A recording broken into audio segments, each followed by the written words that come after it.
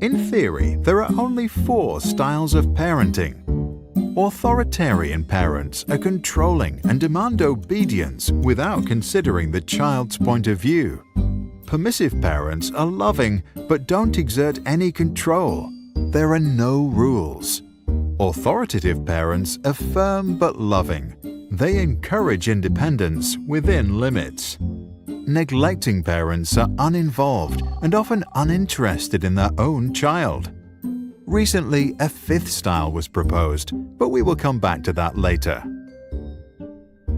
The styles range from controlling and demanding to complete freedom, and from cold and unresponsive to loving and receptive.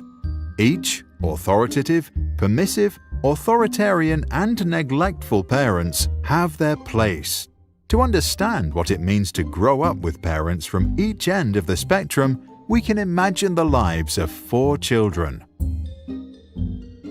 Sarah's parents are authoritarian. They love their girl, but they believe that strict rules are important to make Sarah become well-behaved and fit into society. If Sarah cries, she's told to stop. If she talks back, she is sent to the corner for time out. If she forgets to take care of her chores around the house, she is not allowed to play with her toys. Sarah learns that suppressing her emotions and following her duties is the way to get through the day. To get the love of her parents and to avoid making them upset, she becomes obedient. However, because Sarah was never allowed to decide for herself or follow her intrinsic interests, as an adult, she doesn't know what she really wants. She begins living a life that seems perfect to her parents and society, but might leave her unhappy on the inside.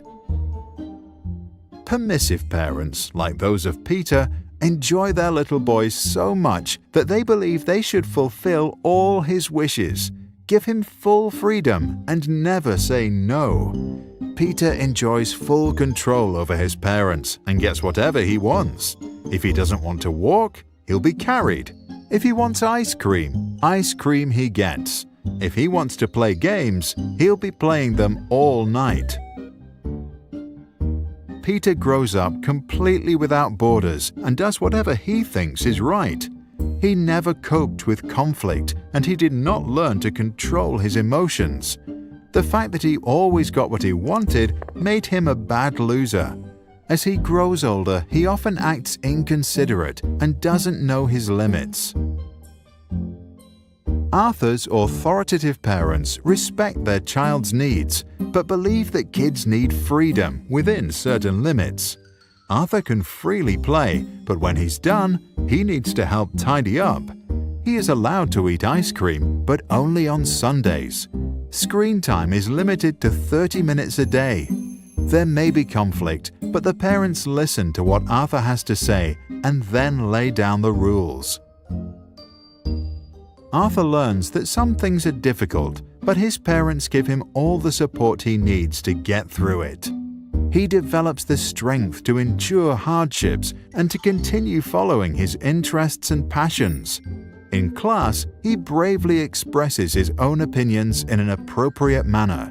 During breaks, he can show his emotions and act freely.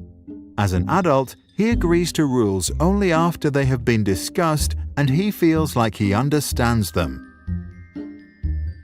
Neglectful parents are usually not present in their children's life. Nora often feels completely alone in the world.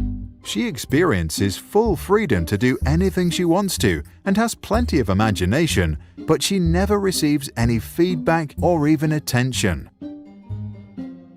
Nora realizes that it doesn't matter what she does because no one cares anyway. The lack of attention leads to a lack of trust in herself and others.